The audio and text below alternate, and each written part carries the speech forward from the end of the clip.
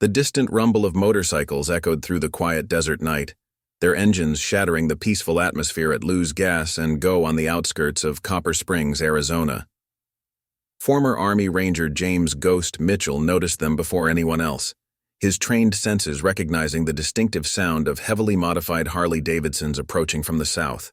While other customers went about their business, filling tanks and buying snacks, Mitchell's weathered hands paused ever so slightly as he replaced the gas pump, his combat-honed instincts already assessing potential threats and exits.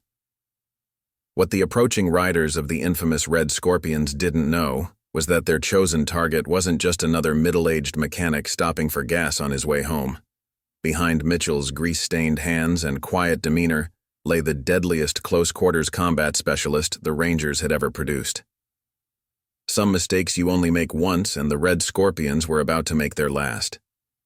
Before we dive deeper into this story, let us know where you're watching from, and if this story resonates with you, make sure you're subscribed because tomorrow's video will leave you speechless. The warm Arizona breeze carried the scent of creosote and dust across the fluorescent-lit parking lot of Lou's Gas and Go, where the evening crowd had thinned to just a handful of customers. James Mitchell stood beside his weathered Ford F-150, the desert wind tugging at his faded denim jacket as he waited for his tank to fill.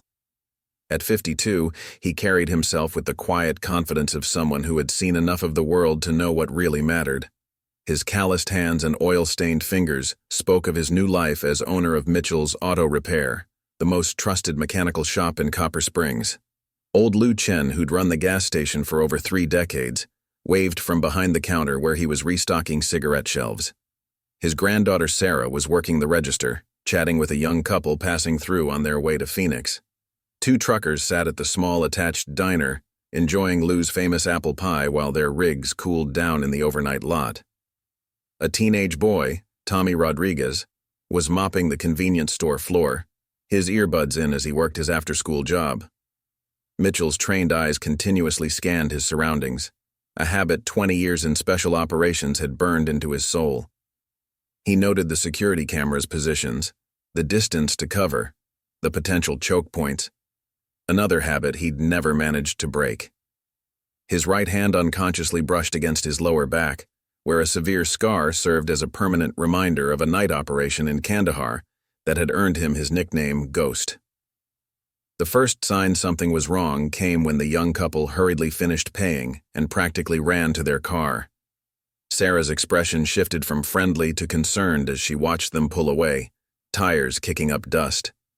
Mitchell heard it too, the approaching thunder of multiple motorcycles, growing louder by the second. Lou Chen's face darkened as he moved toward the front window, his own military experience from Vietnam showing in his tensed posture.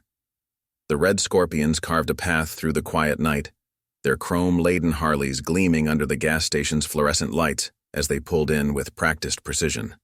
Mitchell counted 8 bikes, their riders adorned in leather cuts bearing the gang's distinctive emblem, a blood-red scorpion clutching a human skull. Their leader, a mountain of a man known only as Razor, cut his engine last, dismounting with the fluid grace of someone accustomed to intimidating others through sheer physical presence. The gang spread out across the gas station lot in a practiced formation that Mitchell recognized instantly. Standard crowd control tactics, military in origin. These weren't just ordinary thugs. Some of them had training. Razor's scarred face twisted into what passed for a smile as he surveyed the scene, his eyes lingering on Sarah behind the counter before settling on Mitchell. "Nice truck," Razor commented, his voice carrying across the now silent lot. "Local mechanic, right?" "Mitchell's Auto Repair?" He ran a gloved hand along the F-150's hood. "Been hearing good things about your work. Might have some business opportunities to discuss." Mitchell continued filling his tank, his movements unhurried and deliberate. Years of combat experience had taught him the value of appearing calm, even as he noted each gang member's position, weapon bulges under leather jackets, the way 3 of them moved with military bearing. The 2 truckers in the diner had fallen silent, their hands disappeared beneath the table. Tommy had stopped mopping, frozen in place like a startled deer. "Not interested in new business ventures," Mitchell replied evenly, his voice carrying the same quiet authority he'd used commanding rangers in combat zones. "Plenty busy with my current customers." One of Razor's lieutenants, a lean man with a snake tattoo coiling up his neck, spat on the ground. "Ain't about what you're interested in, old man. Boss is offering you protection. Way things are going in Copper Springs, you're gonna need it." Liu Chen moved away from the window, positioning himself closer to the shotgun Mitchell knew he kept under the counter. The old Vietnamese immigrant had survived his own war. He knew trouble when he saw it. Sarah's hand disappeared beneath the register, likely reaching for the panic button that would alert the county sheriff. "Copper Springs doesn't need protection," Mitchell responded, replacing the gas pump with careful precision. "Sheriff Martinez runs a tight ship." He turned to face Razor fully, noting how the gang leader's right hand kept straying toward his jacket. Combat knife, probably a Ka-bar from the outline. Some habits died hard. Razor's laugh carried no humor. "Sheriff's getting old. Response times are slow out here, but we're always around, always watching out for our business partners." He stepped closer, using his height to loom over Mitchell. "For a reasonable monthly fee, of course. Say, $5,000. Special rate for a fellow veteran. Oh yeah, we know all about your service record, Ghost." The use of his old call sign sent a chill down Mitchell's spine that had nothing to do with fear. They'd done their homework, which meant this wasn't a random stop. The Red Scorpions had targeted him specifically, probably as part of their broader move into Copper Springs. Behind him, he heard Sarah whisper something to her grandfather in rapid Vietnamese. "Think it over," Razor continued, misreading Mitchell's silence. "You've got until tomorrow. First payment due then in cash. After that, first of every month." His scarred face twisted into something uglier. "Be a shame if anything happened to your shop. Lots of dangerous tools in a mechanic's garage. Accidents waiting to happen." Mitchell's mind raced through scenarios, calculating angles, assessing threats, identifying potential weapons. 20 years in special operations had taught him 100 ways to end this confrontation right now. But each scenario risked exposing who he really was and why he'd chosen this quiet desert town to build a new life. Sometimes the hardest part of being a trained killer was choosing not to kill. "You boys enjoy your evening," Mitchell said quietly, reaching for his truck's door. "I've got early appointments tomorrow." Snake Tattoo moved to block his path, hand sliding inside his cut. "Boss is talking to you, old man. Ain't polite to walk away when business is being discussed." Mitchell paused, his hand resting on the door handle. The desert wind had picked up, carrying the scent of creosote and violence across the lot. In the distance, a coyote's lonely howl echoed through the gathering darkness, as if nature itself was warning of blood about to be spilled. "Move," Mitchell suggested quietly, his tone carrying none of the deadly intent surging through his combat-hardened muscles. Snake Tattoo's sneer widened as he planted himself more firmly, misreading the stillness in Mitchell's posture for fear. What he didn't realize was that true predators were always stillest just before they struck. "Or what, old man?" Snake Tattoo leaned closer, tobacco-stained breath hot in Mitchell's face. "Gonna fix us up with your wrench? Maybe change our oil while you're at—" The rest of his taunt died in his throat as Mitchell's hand shot out with cobra-like speed, fingers finding precise pressure points in the younger man's wrist. Snake Tattoo's concealed weapon, a switchblade, clattered to the concrete as his arm went numb from shoulder to fingertips. "Jesus!" He stumbled backward, clutching his deadened arm. "Boss, this guy—" "That's enough." Razor's voice cut through the tension like a blade. His earlier pretense at friendliness had vanished, replaced by cold calculation. "Seems like our friend here needs some time to think about his options, but just so we're clear." He gestured, and two of his men moved toward Lou's store while others spread out to cover the exits. Mitchell's combat-trained mind registered multiple threats unfolding simultaneously. The two approaching the store had telltale bulges under their cuts, concealed handguns. 3 more were moving to cut off escape routes, while Snake Tattoo had recovered enough to pull a second blade. Razor himself hadn't moved, but his stance had shifted subtly into a fighter's ready position. Inside the store, Liu Chen had positioned himself squarely behind the counter, one hand hidden beneath. Sarah stood her ground beside him, her young face showing fear, but also the same steel that had helped her grandfather survive decades of war. The truckers in the diner had risen slowly, their own military bearing evident in how they assessed the situation. Tommy Rodriguez remained frozen by his mop, young eyes wide with terror.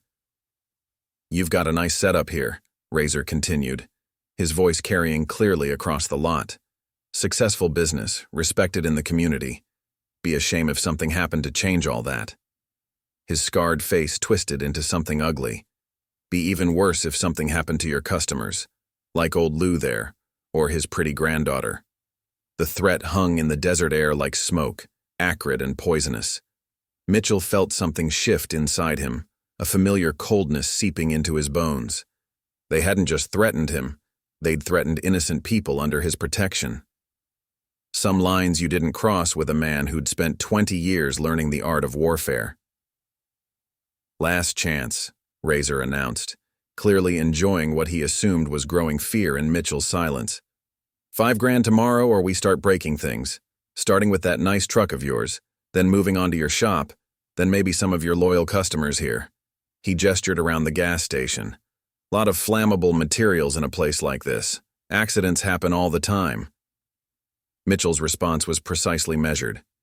"You're making a mistake." Razor's laugh carried no humor. "Only mistake here is you thinking you have a choice. We own Copper Springs now. Sheriff can't protect you. County's too busy with bigger problems. You need our protection, whether you want it or not." "Not protecting," Mitchell corrected quietly.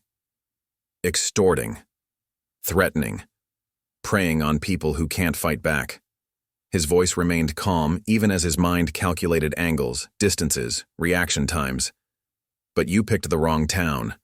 Wrong people." "Wrong people?" Razor's smile turned predatory. "Look around, old man. 8 of us. 1 of you. Even if those truckers are carrying, even with Lou's shotgun, you really think you can stop us? We're not just some random gang. We've got training, connections, backing from people you don't want to cross." Mitchell noticed how the other riders moved in practiced formations, confirming his earlier assessment. Ex-military, probably dishonorably discharged, using their training for crime instead of country. It explained their confidence, their tactics, their assumption that superior numbers and training guaranteed victory. "I see it," Mitchell acknowledged, his voice carrying the same quiet authority that had once commanded elite warriors in the world's deadliest places. "I see men who forgot their oaths, forgot what that training was for, forgot the difference between strength and cruelty." Razor's face darkened. "Brave words from a grease monkey, but words won't stop what's coming. Tomorrow, $5,000. After that, monthly payments for our protection. Otherwise." He let the threat hang, gesturing around the gas station. "Well, let's just say fire marshals get real busy in towns that don't cooperate." The desert wind picked up again, carrying the scent of creosote and violence across the fluorescent-lit lot. Mitchell remained motionless, every muscle coiled and ready, as 2 decades of combat experience screamed warnings in his blood. These men were trained, dangerous, and accustomed to taking what they wanted through force and fear. But they'd made one critical mistake in their assessment of the situation. They thought they were the predators, safely at the top of their food chain. By this time tomorrow, they would realize they had become prey. Mitchell drove home, taking an irregular route, his trained eyes constantly checking mirrors for tails. The Red Scorpions had stationed 2 riders to follow him, sloppy surveillance that he spotted easily. 1 Harley, 1 black pickup truck, maintaining loose coverage as he wound through Copper Springs' quiet streets. Their technique confirmed his earlier assessment, military training, but degraded by years of criminal application. His modest ranch house sat on 5 acres just outside town, carefully chosen 3 years ago for its clear sightlines and multiple escape routes. Mitchell pulled into the garage, keeping his movements casual as he gathered his tools from the truck. Only once the doors were locked and his security system armed did he allow his everyday mechanic facade to fade slightly. In his home office, Mitchell removed a false panel behind his workbench, revealing a secure satellite phone, one of many precautions he'd maintained since leaving active duty. He dialed a number from memory. "Martinez residence, a male voice answered. Jack, it's Mitchell. Remember that favor you owe me from Fallujah? A pause. They found you? Not them. Local problem. Red Scorpions MC. They're moving on Copper Springs. Jesus, Mitchell. I heard about them up in Nevada. 3 dead in Silverdale last month. Police called it accidents. Mitchell's jaw tightened. They're escalating, starting protection rackets, targeting businesses. Word is they tried recruiting at the high school last week. What do you need? Intel first. Their operations, connections, weak points. Then maybe some equipment from the old days. Give me 12 hours. Sheriff Jack Martinez's voice carried grim determination. And Mitchell, be careful. These guys aren't just bikers. Word is they've got ex-military contractors backing them, using them to destabilize small towns for land grabs. After ending the call, Mitchell checked his security feeds, simple cameras disguised as home security equipment, but providing military-grade surveillance coverage. The black pickup had passed by twice more, sloppy intimidation tactics. His burner phone buzzed with a text from Deputy Claire Wilcox. Heard about Luz. Need to talk. Roadhouse Diner, 7 a.m. Mitchell considered the risks. Claire was good police, one of the few actively investigating the Red Scorpions despite pressure from above to back off. Copy. Usual booth. The next hour passed in methodical preparation, as Mitchell's combat-trained mind worked through tactical scenarios, mapping contingencies. In his garage workshop, behind carefully organized tools and spare parts, he accessed a hidden compartment he'd hoped never to open again. Inside lay the implements of his former trade, not just weapons, but the means to wage the kind of war he'd been trained for, the kind that happened in shadows, where victory meant your targets never knew you were there until it was too late. His phone buzzed with a text from Jack. Intel incoming, but Mitchell, there's something bigger going on. These guys have federal connections. Someone's pulling strings. Mitchell closed the compartment, his decision made. He'd chosen Copper Springs to escape his past, to build a quiet life fixing engines instead of eliminating threats. But now that past might be the only thing keeping his town safe. Tomorrow, the Red Scorpions would return expecting to find a scared mechanic ready to pay for protection. Instead, they'd begin learning a lesson that had cost many others their lives. Some targets weren't meant to be threatened. The desert night grew deeper as Mitchell began his preparations. His movements were methodical, muscle memory from thousands of hours of training taking over as he checked equipment and laid out plans. Through his security feeds, he watched another Red Scorpion rider pass his property, their surveillance pattern becoming more organized. They were learning, adapting their tactics. Professional. His satellite phone buzzed again. Jack sending preliminary intelligence. The data painted a disturbing picture. The Red Scorpions weren't just expanding their territory. They were following a carefully crafted strategy. Military precision disguised as criminal chaos. Their protection racket in Copper Springs wasn't just about money. It was about control, about establishing a presence for something bigger. Mitchell's computer pinged with an encrypted message from Claire. Found something in county records. Red Scorpions have connections to Blackwater Development Corporation. They're buying up properties all along the state line. After their protection moves in, businesses sell cheap. The pieces were falling into place. This wasn't just gang violence, it was systematic destabilization. Create fear, offer protection, force sales, acquire territory. A corporate takeover hiding behind motorcycle gang tactics.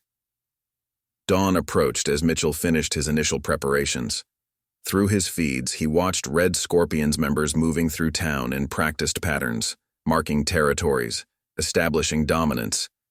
They thought they were predators, safely positioned at the top of their food chain. They didn't realize they'd stumbled into the hunting grounds of something far deadlier. Because James Ghost Mitchell hadn't earned his call sign through poor tactics. 20 years in special operations had taught him that the most dangerous predators were the ones that waited, watched, and struck when their targets least expected it. The Red Scorpions were about to learn why some mechanics were best left alone, and why some ghosts were all too real. The Roadhouse Diner sat quietly in the early morning light. its neon sign casting red and blue shadows across the empty parking lot. Mitchell arrived 15 minutes early, noting 2 Red Scorpion surveillance teams watching the location. He spotted Claire Wilcox's unmarked car parked behind the diner, her signature placement of a county sheriff's baseball cap on the dash confirming no one had tampered with her vehicle. Inside, the deputy sat in their usual booth, facing the door with clear lines of sight to all exits. Good habits. "You look tired," Mitchell observed, sliding into the booth. 3 weeks of surveillance blown. Claire pushed a coffee cup across the table. "Red Scorpions knew we were watching their gun shipments. Someone's feeding them police intel." She leaned forward, voice dropping.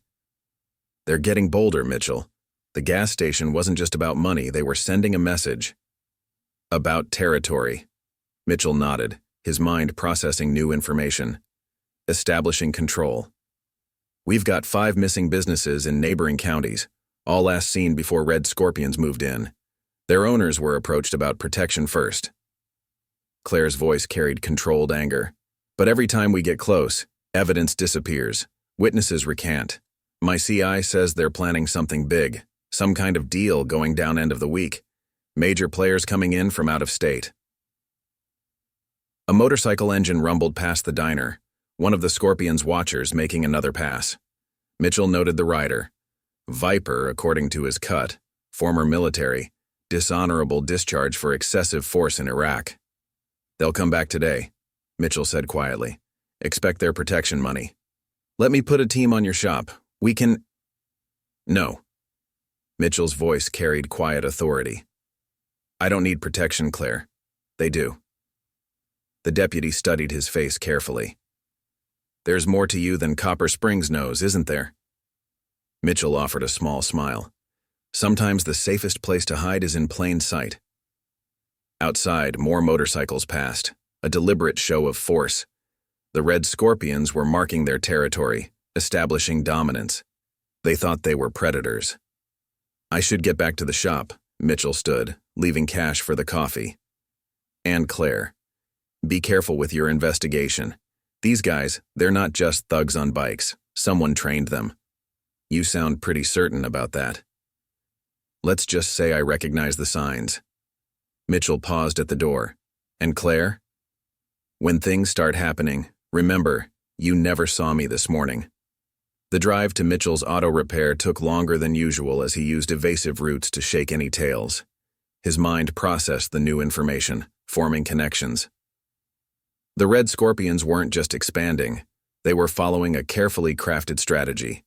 Military precision disguised as criminal chaos. The shop sat dark and quiet when he arrived, but his trained eyes spotted signs of nighttime visitors. Cigarette butts by the back fence, fresh tire tracks in the gravel. They'd been watching, preparing. Inside, Mitchell moved through his morning routine with practiced normalcy, opening the garage doors, checking appointments, starting the coffee maker that kept his small crew running. His phone buzzed with a text from Jack. "Intel incoming, but Mitchell, there's something bigger going on. These guys have federal contracts. Someone high up is pulling strings." Mitchell watched through his security feeds as more Red Scorpions began appearing on the streets. Their patterns were methodical. 3-man teams collecting from businesses that had already submitted to their demands. They were saving his shop for last. His senior mechanic, Mike Torres, arrived first. The former Marine took one look at his boss's face and knew something was wrong. "Trouble?" "Could be," Mitchell answered carefully. "Might want to take a long lunch today, around noon." Mike's hand unconsciously touched his lower back, where Mitchell knew he carried a concealed weapon permit. "Boss, if you need backup?" "Not today, Mike. Some dances you lead alone." Through the morning, Mitchell worked on engines and transmissions with his usual quiet competence. But beneath the surface, his combat-trained mind was processing scenarios, calculating angles, identifying potential weapons. Every tool in his garage could become lethal in the right hands. Every vehicle lift, every heavy wrench, every compressed airline, all could shift from repair to combat in seconds. His security feeds showed increasing Red Scorpion presence throughout town. Their movements were coordinated, professional. They weren't just marking territory anymore. They were preparing for something bigger. His phone buzzed again. Claire sending photos of documents recovered from county records, property deeds, business licenses, all showing a pattern of systematic acquisition after Red Scorpion Protection moved in. By 11, Mitchell had sent his crew home, citing equipment maintenance. Mike lingered longest, concern evident in his face. "You sure about this, boss?" "I'm sure," Mitchell replied, wiping grease from his hands with practiced efficiency. Sometimes the best way to fix something is to break it down completely first. Alone in his shop, Mitchell began final preparations. Behind the tool chest, he accessed another hidden compartment, this one containing items that would never be used for automotive repair. His movements were precise, economical, as 2 decades of combat training took over. The Red Scorpions thought they were coming to collect money from a simple mechanic. Instead, they were about to learn why some engines were best left uninspected, and why some ghosts never truly faded away. Thunder rolled across the desert as storm clouds gathered over Copper Springs, nature itself seeming to sense the approaching confrontation. Through his shop's security feeds, Mitchell watched 3 black SUVs pull into the parking lot, followed by a formation of motorcycles. The Red Scorpions had brought their full strength, 15 riders, plus Razor and his inner circle. Their movement patterns showed increasing professionalism, spreading out to cover all approaches to the building. "Target location secured," Mitchell heard one of them say into a radio, confirming his suspicions about their level of organization. "Area clear for primary team." Razor emerged from the lead SUV, flanked by his lieutenants, Snake Tattoo, and a massive man known as Brick. Their tactical formation suggested extensive training, now corrupted for criminal purposes. Mitchell watched through his cameras as they approached the main garage entrance, noting how they positioned themselves to cover potential threat angles. "Mitchell!" Razor's voice carried across the empty lot. "Time to discuss business." Moving with unhurried precision, Mitchell emerged from his office. His well-worn mechanic's uniform was still stained with the day's honest work, but his stance had shifted subtly. Gone was the quiet shopkeeper. In his place stood a warrior who had commanded elite teams in the world's deadliest places. "Shop's closed," Mitchell replied evenly. "Equipment maintenance day." Razor's scarred face twisted into something ugly. "Not anymore. You've had time to think about our offer. $5,000 cash only. Consider it an investment in your future health insurance." Behind him, the other Scorpions had established a perimeter, their movements showing the kind of coordination that came from military training. Mitchell's combat-experienced mind automatically cataloged details: weapons concealed under leather jackets, radio communications, practiced stances revealing their backgrounds. "Not interested," Mitchell stated quietly.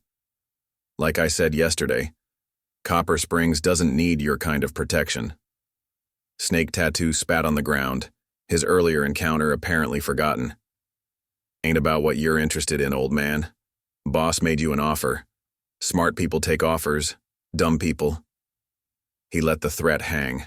Mitchell's phone buzzed in his pocket, likely Claire or Jack with more intelligence. But his focus remained on the immediate threat as Razor stepped closer, attempting to use his height for intimidation. "Let me be clear," Razor's voice dropped dangerously. "This isn't a negotiation. You pay or bad things start happening. Maybe your lift equipment fails while someone's car is up high. Maybe brake lines start leaking after you service them.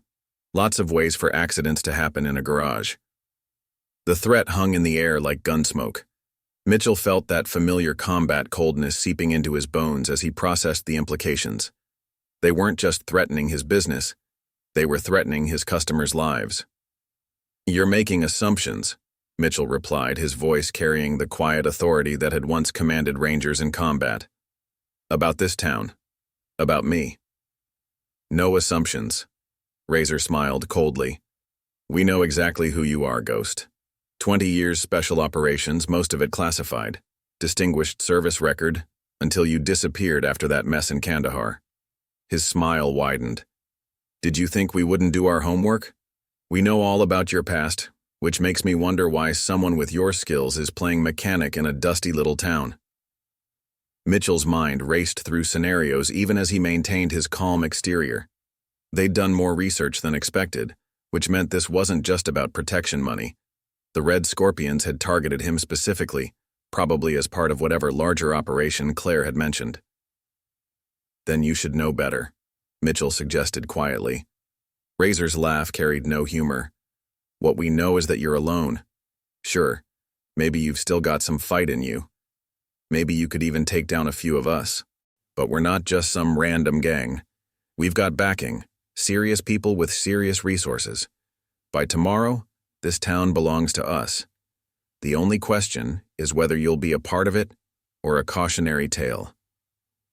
Through his peripheral vision, Mitchell noted how the other Scorpions had tightened their formation.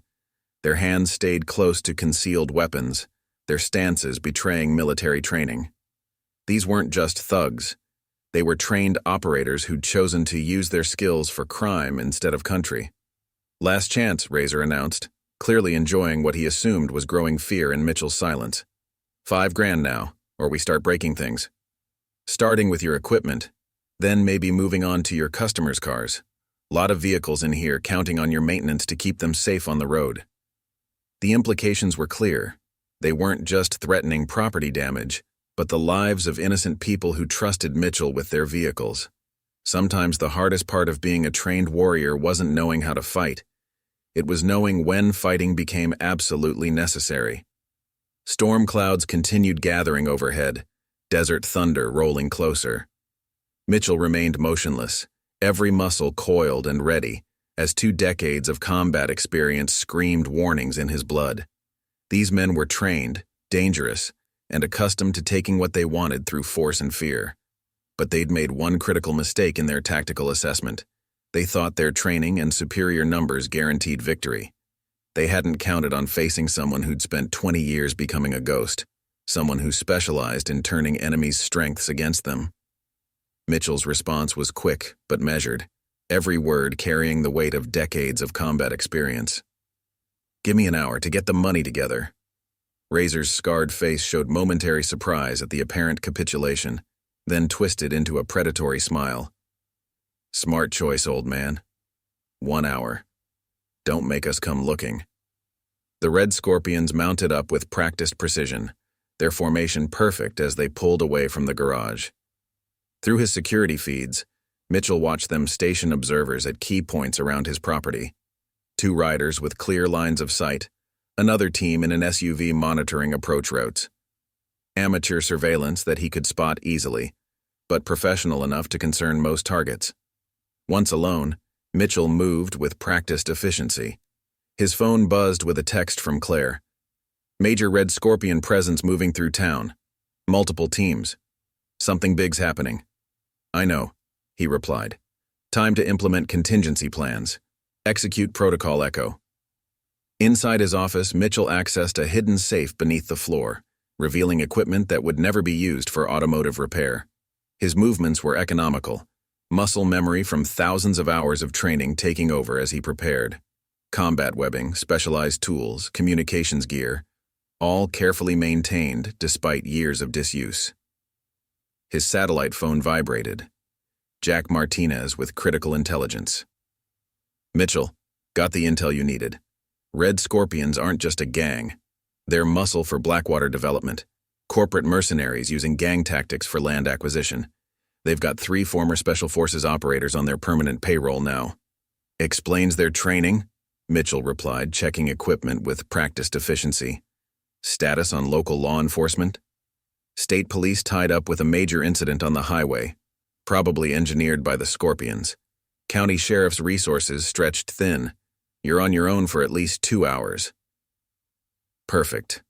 Mitchell preferred working alone anyway. Through his feeds, he watched Red Scorpions moving through town in coordinated patterns. Their formation suggested military training, now corrupted for criminal purposes. 3-man teams collecting from businesses that had already submitted, establishing control points at key intersections. His burner phone buzzed. Claire again. "Just found something in C's documents. Scorpions aren't just here for protection money. There's some kind of major deal happening tomorrow. Private military contractors flying in from out of state." Mitchell processed this information while continuing his preparations. The Red Scorpions were just the visible element of something bigger. Corporate mercenaries using gang tactics to destabilize communities for profit.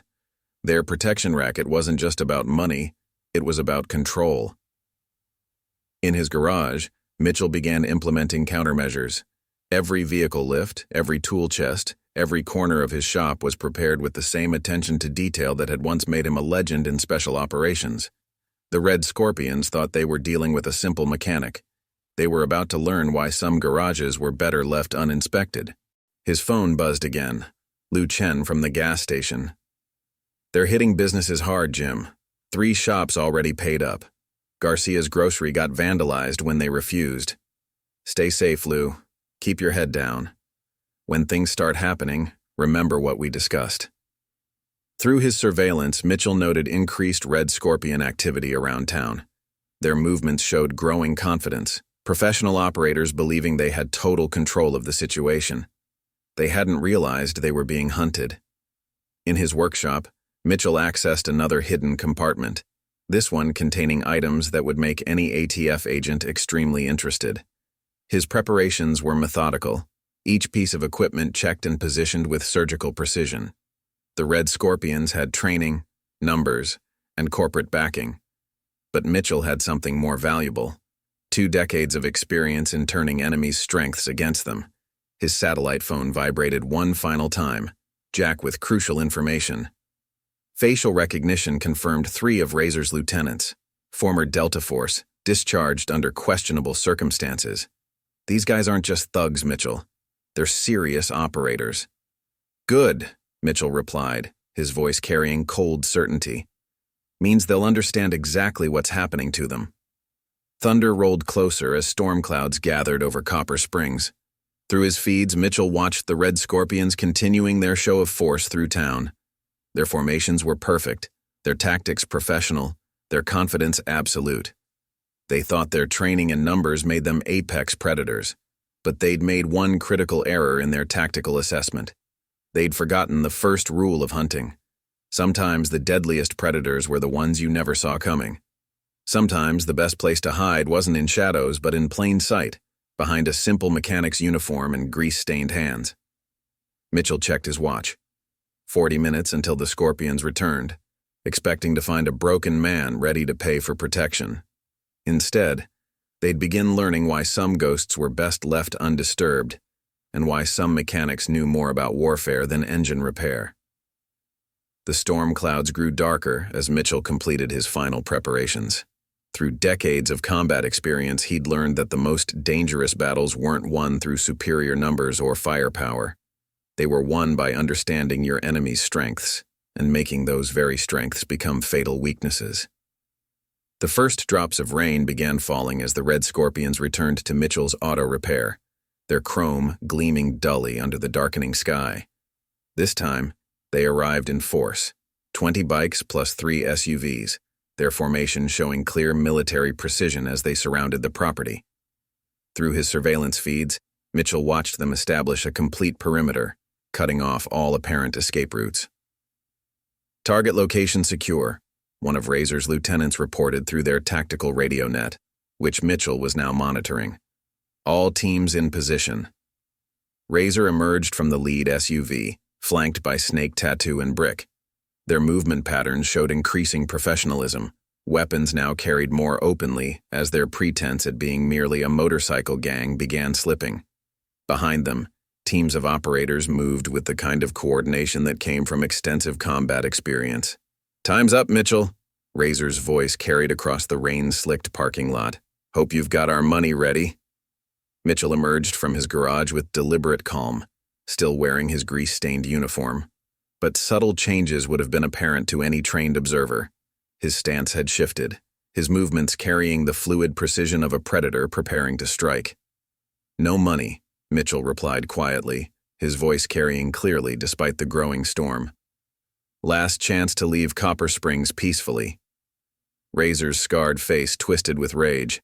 "Wrong answer, old man. Seems like you need a demonstration of what happens to people who don't appreciate our protection." He gestured to his men. "Tear it apart. Send a message."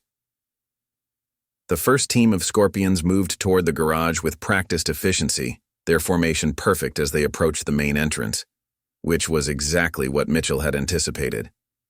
The first hint that something was wrong came when the automatic doors slammed shut, trapping 2 operators in the entrance bay. "What the—" Snake Tattoo's surprise was cut short as the garage's compressed air system activated, powerful jets turning the enclosed space into a disorienting maelstrom of noise and pressure. Through his feeds, Mitchell watched the trapped operators stumbling, their military training useless against this unconventional attack. "Get those doors open," Razor commanded, his professional demeanor cracking slightly. But as his men moved to comply, Mitchell's real countermeasures began activating. Every vehicle lift in the garage suddenly descended at full speed, forcing the Scorpions to dodge and scatter. Tools that had been carefully positioned began falling, creating chaos in the confined space. "He's playing with us," Brick growled, drawing a concealed weapon. "Take him down." Mitchell's response was precisely measured. His first move would have seemed impossible to anyone without extensive combat training. A fluid combination of strikes that left Brick disarmed and unconscious before the larger man could squeeze his trigger. The second operator fell just as quickly, years of close-quarters combat experience evident in every efficient movement. "Contact front," a Scorpion shouted through their tactical net. "He's not alone. Multiple threats." But Mitchell was alone. He'd just mastered the art of appearing to be everywhere at once. The garage's lighting system, rigged to his specifications, created disorienting patterns of shadow and illumination. Every corner seemed to hold a potential threat. Every shadow might contain the ghost they'd foolishly challenged. Through his feeds, Mitchell watched the Red Scorpions' professional formation beginning to crack. Their military training, designed for conventional combat, was working against them in this environment. They expected direct confrontation, not this deadly game of shadows and misdirection. "Boss, this isn't right." Snake Tattoo's voice carried real fear now. "This guy's not just some ex-military mechanic.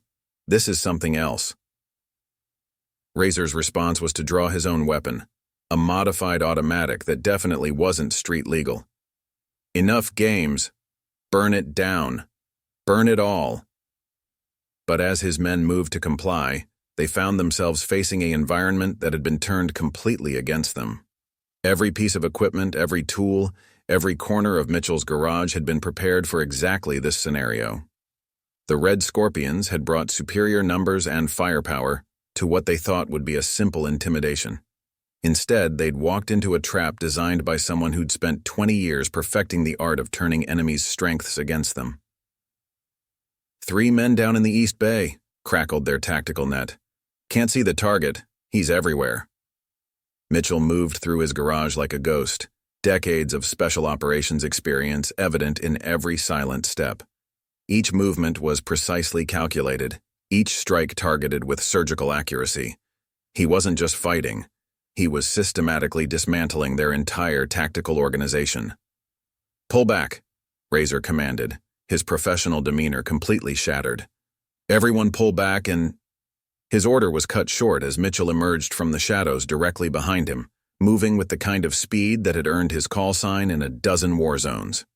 The fight was brief, decisive, and demonstrated exactly why some mechanics were better left undisturbed. Through the growing storm, police sirens began wailing in the distance. Claire's task force, moving in exactly as planned, to catch the Red Scorpions in disarray. But Mitchell's work wasn't finished. Razor had mentioned a larger operation, corporate backing, something bigger than mere protection rackets. The Ghost had emerged from retirement not just to protect his town, but to send a message to whoever was really pulling the strings. Some shadows were best left unexplored, and some mechanics knew more about dismantling organizations than engines. Claire's task force arrived to find Mitchell's auto repair eerily quiet in the growing storm. Red Scorpion motorcycles lay scattered across the rain-slicked parking lot, some toppled, others simply abandoned as their riders fled. Through his security feeds, Mitchell watched law enforcement securing the scene with professional efficiency. "Clear here," Deputy Wilson called out, checking another unconscious Scorpion.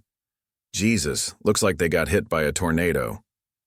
Mitchell emerged from his garage just as Claire pulled up, her expression shifting from concern to something approaching awe as she surveyed the scene. 15 red scorpions lay zip-tied and unconscious, including Razor and his top lieutenants. Their weapons, military-grade hardware that shouldn't exist on civilian streets, had been neatly stacked and cataloged for evidence. "You okay?" Claire asked, though her tone suggested she already knew the answer. "Fine," Mitchell replied quietly. "But this isn't over. Found something interesting on Razor's phone. Looks like the Red Scorpions were just advance teams for something bigger." Claire's face darkened. "The corporate connection?" "Blackwater Development isn't just buying property," Mitchell confirmed, showing her encrypted messages he'd retrieved. "They're building infrastructure, private airfields, secure facilities, all disguised as commercial development. The Red Scorpions were clearing the way, using gang tactics to force sales." His satellite phone buzzed. Jack Martinez with urgent news. "Mitchell, got movement on the highway. Multiple black SUVs heading your way. These aren't gang members. Satellite shows professional tactical teams, probably private military contractors." Through his feeds, Mitchell watched 3 more Red Scorpion bikes approach town from different directions. Their riding patterns showed increasing professionalism. These weren't ordinary gang members, but trained operators moving to contain a situation that had spiraled beyond their control. "They're coming to clean up," Mitchell observed coldly. "Can't have their operation exposed." Claire checked her weapon with practiced efficiency. "I'll get my team in position." "No," Mitchell's voice carried quiet authority. "Get your people clear. Take the evidence, especially Razor's phone and laptop. Make sure it reaches the FBI, agents you trust personally." "What about you?" Mitchell's smile held no warmth. "I'll introduce myself to our corporate friends." Through the storm, more sirens approached, county sheriff's units responding to reports of gunfire. But Mitchell's tactical mind was already processing new information, calculating angles and approaches. Blackwater's response teams would be professionals, probably ex-military contractors with extensive combat experience. His phone buzzed with a message from an unknown number. "Impressive work with our advance team. Perhaps we could discuss terms. Your skill set would be valuable to our organization." Mitchell's response was simple. "Not interested." "Pity. You should know we've acquired quite detailed files about your military service. Impressive record, though some operations remain heavily classified." The threat was clear. They were offering to buy his silence, while simultaneously reminding him they could expose his past. But they'd made a critical error in their assessment. They thought his past was something he feared having revealed. They didn't understand that he'd hidden it not out of fear, but because sometimes the most dangerous predators were the ones that stayed invisible until the perfect moment to strike. Through his surveillance network, Mitchell tracked multiple vehicles entering Copper Springs from different directions. Their movement patterns confirmed his assessment. Professional tactical teams, probably former Special Forces operators now working as private military contractors. "Claire," Mitchell's voice carried urgency. "Get those files somewhere safe. They're going to try to contain this, eliminate evidence." The deputy nodded, already coordinating her team's withdrawal. "What about civilian protection?" "I'll keep them focused on me," Mitchell replied, checking equipment with practiced efficiency. "They want to meet the ghost? Let's arrange a proper introduction." Rain fell harder as Mitchell made final preparations. Through his feeds, he watched Blackwater's teams deploying throughout town, their movements showing the kind of precision that came from extensive military experience. These weren't gang members playing at being soldiers. These were professional operators used to handling problems permanently. His satellite phone buzzed one final time, Jack with crucial intelligence. "Mitchell, these guys aren't just contractors. They're running some kind of black operation. Military-grade equipment, classified communications protocols. Whatever Blackwater's building, it's big enough to warrant this kind of response." Lightning flashed across the desert sky as Mitchell moved through his garage, activating systems and preparing countermeasures. He'd built this place not just as a repair shop, but as a fortress, one designed specifically to counter professional military tactics.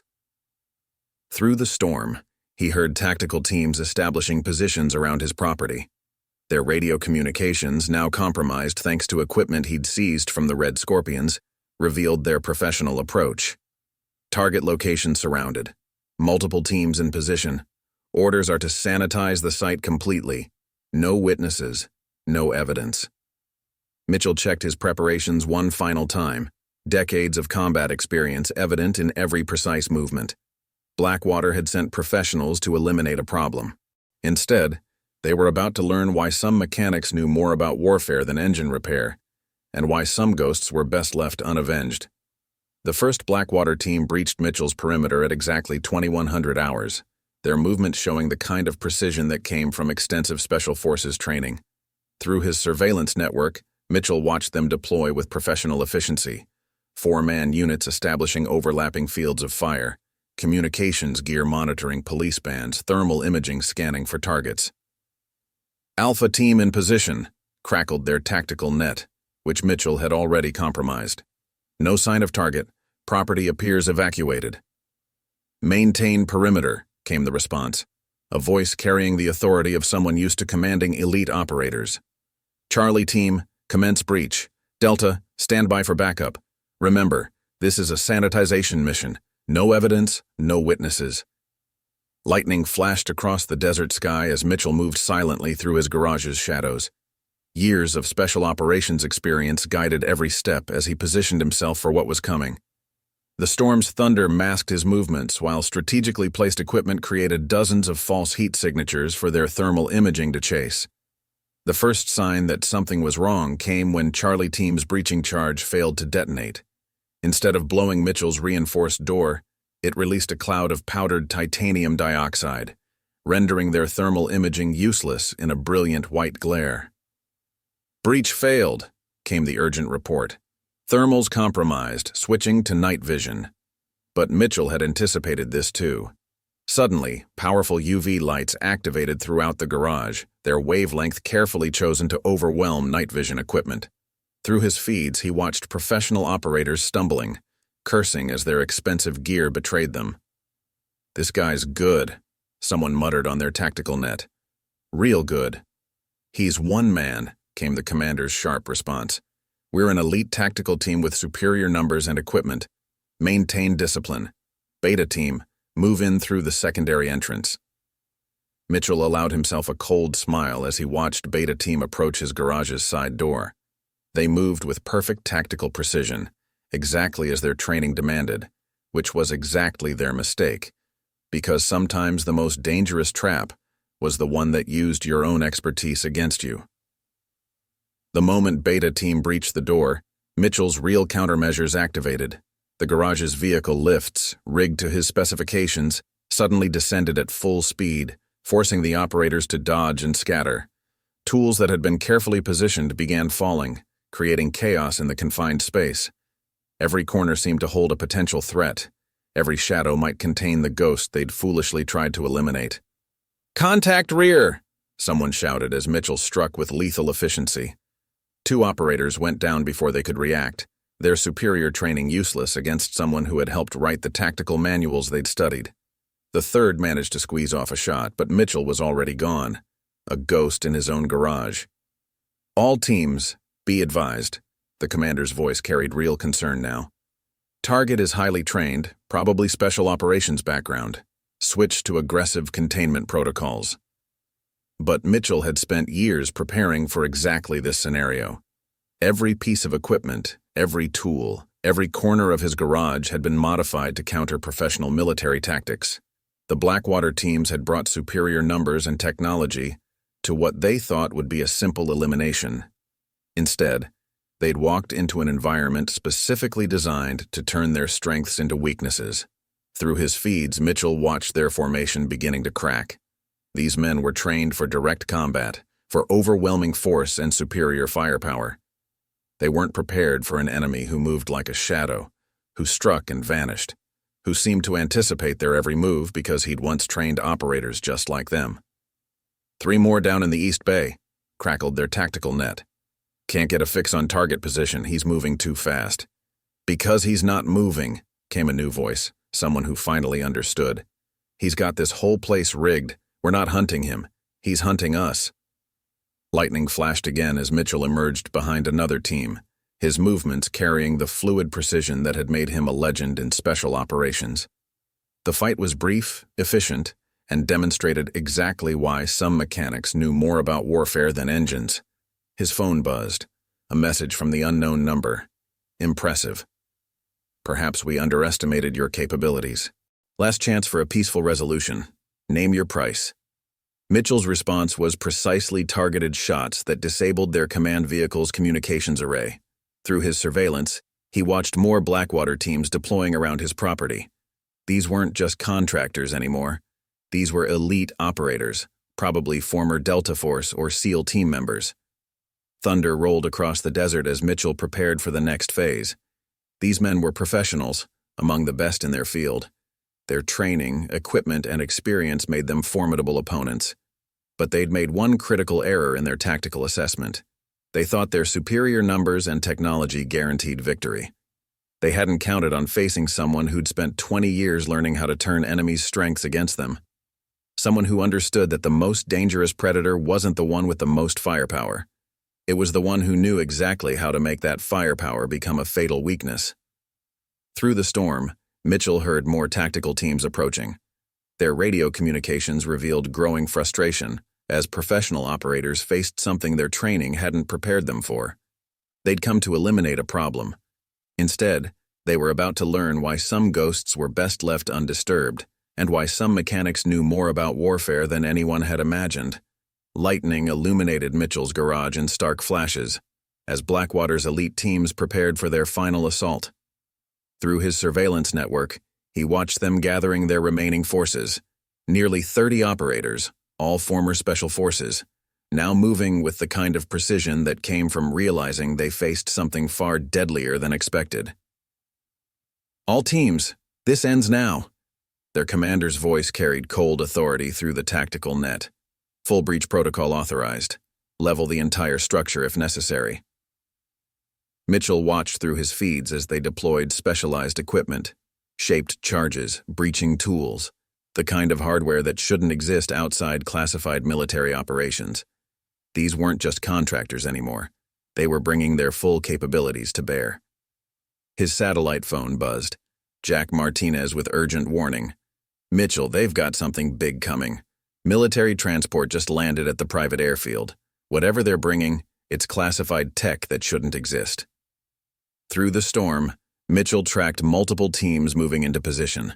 Their formation was perfect, their coordination flawless, exactly what he'd expect from top-tier operators. But that perfection was exactly what he'd counted on when preparing his countermeasures. "Breach teams in position," crackled their tactical net. "Waiting for green light." "Execute," came the command, and all hell broke loose. Multiple explosions rocked Mitchell's garage simultaneously as Blackwater's teams initiated their assault. But the moment their charges detonated, Mitchell's real defenses activated. The garage's entire electrical system overloaded in a carefully calculated surge, creating a cascading EMP effect that knocked out their advanced communications and targeting systems. "Comms down," someone shouted through the chaos. "Night vision failed. We're going in blind." But Mitchell wasn't blind. He moved through his garage like a ghost, decades of special operations experience guiding every silent step. The first team that breached his main entrance found themselves facing an environment specifically designed to counter their tactics. Vehicle lifts suddenly activated, creating unpredictable barriers. Compressed air systems turned confined spaces into disorienting maelstroms. "Contact front," an operator shouted before going silent as Mitchell struck with lethal efficiency. Two more fell before they could react, their superior training useless against someone who had helped write the manuals they'd studied. "Fall back," the commander ordered, finally recognizing the trap they'd walked into. "Regroup and—" His order was cut short as Mitchell emerged from the shadows directly behind him, moving with the kind of speed that had earned his call sign in a dozen war zones.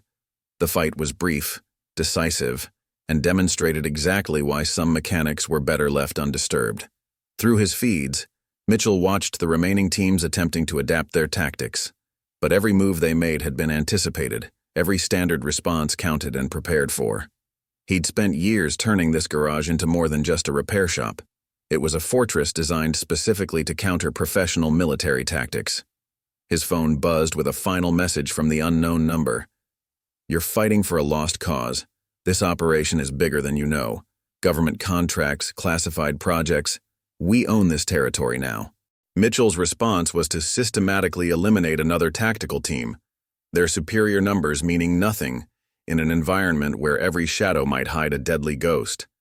These men were trained for direct combat, for overwhelming force and superior firepower. They weren't prepared for an enemy who moved like a shadow, who struck and vanished, who seemed to anticipate their every move because he'd once trained operators just like them. Target's not just ex-military, someone realized too late. This is Ghost Mitchell, the one who wrote half our CQC manuals. We're fighting our own playbook. Lightning flashed again as Mitchell moved to engage another team. Every strike was precisely measured, every movement calculated for maximum efficiency. These weren't just fights. They were object lessons in why some legends were best left undisturbed. Through the storm, he heard more vehicles approaching, probably their specialized equipment arriving from the airfield. But Mitchell had anticipated this too. His garage wasn't just prepared for conventional tactics. It was designed to counter any technological advantage they might bring. 5 more teams down, came the increasingly desperate reports. Can't maintain formation. He's everywhere. Thunder rolled across the desert as Mitchell prepared for the final phase. These men were professionals, among the best in their field. Their training, equipment, and experience made them formidable opponents. But they'd made one critical error in their tactical assessment. They thought their superior numbers and technology guaranteed victory. They hadn't counted on facing someone who'd spent 20 years learning how to turn enemies' strengths against them. Someone who understood that the most dangerous predator wasn't the one with the most firepower. It was the one who knew exactly how to make that firepower become a fatal weakness. Through his surveillance, Mitchell watched the remaining Blackwater teams attempting to regroup. Their movements showed increasing desperation as professional operators faced something their training hadn't prepared them for. They'd come to eliminate a problem. Instead, they were about to learn why some ghosts were best left undisturbed, and why some mechanics knew more about warfare than anyone had imagined. Lightning illuminated the garage one final time as Mitchell moved to end this. Because sometimes the most dangerous battles weren't won through superior numbers or firepower. They were won by understanding that true strength came not from the weapons you carried, but from knowing exactly how to turn an enemy's own power against them. Dawn broke over Copper Springs as the last Blackwater vehicle fled into the desert, leaving behind scattered equipment and unconscious operators. Through his surveillance network, Mitchell watched law enforcement securing the scene, FBI tactical teams finally arriving to document evidence of something much bigger than a simple motorcycle gang operation. "Clear here," Deputy Wilson called out, checking another zip-tied contractor. "Looks like a war zone. Military-grade weapons, classified communications gear. What the hell were these guys really after?" Claire approached Mitchell as he emerged from his garage, her expression a mixture of awe and professional curiosity. "Just got word from the FBI task force. They're moving on Blackwater Development's offices in 3 states. The evidence from Razor's phone and laptop, it exposed something huge." Mitchell nodded, his mind already processing implications. They weren't just buying property. They were building infrastructure, private airfields, secure facilities, all disguised as commercial development, using gangs like the Red Scorpions to clear the way. His satellite phone buzzed.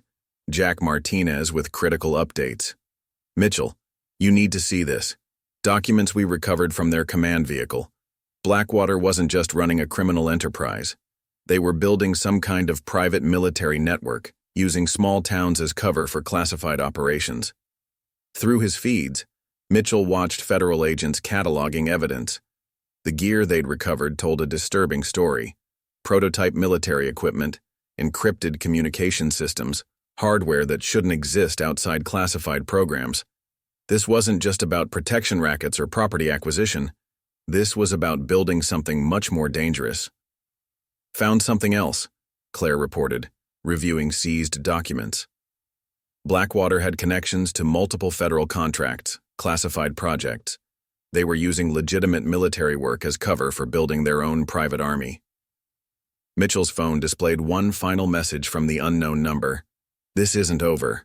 Some operations are too big to fail, too important to expose. You've made powerful enemies. But Mitchell had survived 20 years in special operations by understanding that true power didn't come from threats or superior force. It came from knowing exactly when and how to strike, from turning an enemy's strength into their greatest weakness. Through the morning light, more federal vehicles arrived as the full scope of the operation became clear. FBI evidence teams documenting connections between Blackwater's legitimate contracts and their criminal enterprises. DEA agents tracking how they'd used gangs like the Red Scorpions to establish smuggling routes disguised as commercial transportation networks. You knew, Claire observed quietly. When they first showed up at Lou's, you already suspected something bigger. Mitchell smiled slightly. Sometimes the most dangerous predators are the ones hiding in plain sight. Corporate logos instead of gang patches, contracts instead of threats. But the tactics stay the same. His surveillance showed more federal teams arriving, securing locations throughout Copper Springs. The town was changing, emerging from the shadow of something that had nearly consumed it. Local business owners emerged to help clean up, community members working together to reclaim what was theirs. Lou Chen and his granddaughter Sarah reopened their gas station, now free from the threat of protection payments. Mike Torres returned to the garage, helping document damage while trading knowing looks with his former Marine boss. Tommy Rodriguez proudly wore his Lou's Gas and Go uniform, no longer afraid of the bikers who had terrorized the town. They'll try again, Claire warned, reviewing reports of similar operations in other states. Different names, different tactics, but the same game, using force and fear to take what they want. Maybe, Mitchell acknowledged, watching his community rebuild. But now people know what to look for, know that they can fight back. Some shadows can't survive when brought into the light. Through the morning, Mitchell worked alongside his neighbors to restore his garage. Every tool returned to its place, every piece of equipment checked and recalibrated. To most observers, it would soon look like nothing more than a simple repair shop again. But those who knew where to look would see the truth, that sometimes the most effective fortress wasn't the one with obvious defenses, but the one that hid its strength behind an ordinary facade. His satellite phone buzzed one final time, Jack sharing intelligence about similar operations being exposed across the country. Blackwater's network was crumbling as their legitimate contracts faced federal scrutiny, their criminal enterprises exposed to the light of day. Mitchell watched his town reclaiming its identity, stronger now for having faced and overcome something that had threatened to consume it. Because he'd learned through decades of combat that true victory didn't always come from superior force or better equipment. Sometimes it came from understanding that the most dangerous opponent wasn't the one with the most obvious power. It was the one who remembered what that power was supposed to protect. As federal agents finished documenting evidence as his community worked to rebuild, Mitchell returned to his lifelong mission of fixing engines instead of eliminating threats. But those who knew where to look would understand that some mechanics knew more about warfare than they let on, and that some ghosts were best left undisturbed in their well-earned peace. Because James Ghost Mitchell hadn't spent 20 years becoming invisible just to let another system of control replace the ones he'd fought against. He'd done it to protect places like Copper Springs, to show that ordinary communities could stand against extraordinary threats. That sometimes the most important victories weren't won by those with the most power. They were won by those who remembered what that power was supposed to protect. The desert wind carried the scent of creosote and justice across Copper Springs as life returned to normal. But those who had witnessed the events at Mitchell's Auto Repair would remember. Some shadows were best left unexplored, some mechanics knew more about warfare than engines, and some ghosts never truly faded away. In the days following the confrontation at Mitchell's Auto Repair, Copper Springs underwent a transformation that went deeper than just physical recovery. Federal agents continued their investigation, uncovering layers of corruption that connected Blackwater development to officials across 3 states. Local news stations that had once reported simply on motorcycle gang violence now found themselves covering a story of corporate corruption and military contractors gone rogue. Latest reports confirm federal indictments against 12 Blackwater development executives, the morning news anchor announced. Sources say evidence recovered in Copper Springs exposed a network of illegal operations disguised as legitimate military contracts. Mitchell watched the coverage from his newly restored garage, his hands steady as he worked on Mrs. Henderson's transmission. Life had returned to its quiet rhythm, but subtle changes marked the town's evolution. Lu Chen's gas station now hosted informal community meetings, locals gathering to share information and watch out for each other. The sheriff's department, led by Claire Wilcox's task force, had established new protocols for identifying suspicious corporate development. His phone buzzed with a text from Jack Martinez. Just got word from FBI contacts. Blackwater's network is falling apart. 3 more towns reported similar operations, but now they know how to fight back.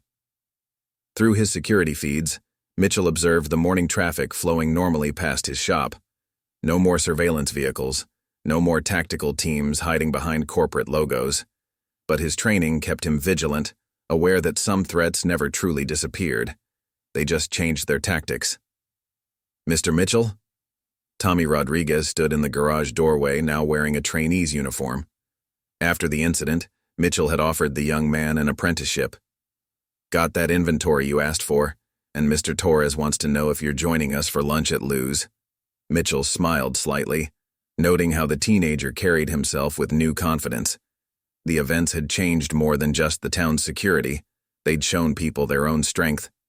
"Tell Mike I'll be there. Just need to finish Mrs. Henderson's car." His satellite phone vibrated, Claire sharing updates about ongoing investigations. 3 more Blackwater shell companies exposed in Nevada. They're using our evidence as a template to identify similar operations nationwide. You started something bigger than Copper Springs. Through the morning light, Mitchell watched his community going about its business. Garcia's grocery had reopened stronger than ever, locals making a point to support businesses that had resisted the Red Scorpions. Peterson's Diner hosted regular meetings of a new neighborhood watch program, coordinated by veterans who'd found new purpose in protecting their town. Sometimes the biggest victories, Mitchell had told Claire, aren't about fighting. They're about showing people they can stand together. His surveillance system remained active, but now it served a different purpose, part of a broader network of community awareness. Local business owners shared information, watched out for suspicious patterns, recognized the signs of organized intimidation. What had started as one mechanic's defense system had evolved into a community's determination to protect itself. The desert wind carried the scent of creosote across the parking lot as Mitchell finished Mrs. Henderson's transmission. Each tool returned precisely to its place, each movement measured and deliberate, habits that would never fade. Because James "Ghost" Mitchell understood that some battles weren't won through force or fear. They were won by showing people their own strength, by turning everyday places like garages and gas stations into symbols of resistance against those who would rule through intimidation. Through his feeds, he watched Sarah Chen teaching younger kids basic situational awareness, passing on lessons learned during those tense days. Mike Torres had started a self-defense class at the community center, sharing skills that had served him well as a Marine. Even Tommy Rodriguez had found his calling, combining his tech skills with Mitchell's guidance to help maintain the town's new security networks. "They'll be back," some warned. "Different names, different tactics, but the same game." "Maybe," Mitchell would acknowledge, "but now we know what to look for. Now we know how to stand together." Because the ghost of Copper Springs hadn't just protected his town, he'd shown others how to protect themselves. That sometimes the most effective defense wasn't superior force or better equipment, but the simple strength of ordinary people standing together against extraordinary threats. As the desert sun climbed higher, Mitchell closed Mrs. Henderson's hood and reached for his next project. His hands might appear to be those of a simple mechanic, but those who knew where to look would understand that some skills never faded, some watchful eyes never closed, and some ghosts remained ever vigilant in defense of the peace they'd helped create. The morning traffic flowed past Mitchell's auto repair, carrying people going about their ordinary lives. But beneath that normalcy lay a new awareness, a quiet strength, and the understanding that sometimes the most dangerous predators weren't the ones with obvious power. They were the ones who remembered what that power was supposed to protect. Because in the end, James Ghost Mitchell hadn't just saved his town. He'd reminded people that true strength didn't come from intimidation or force, but from standing together against those who would rule through fear. That sometimes the most important victories weren't won through superior firepower or better equipment. They were won by remembering what was truly worth fighting for. And in Copper Springs, that lesson would never be forgotten.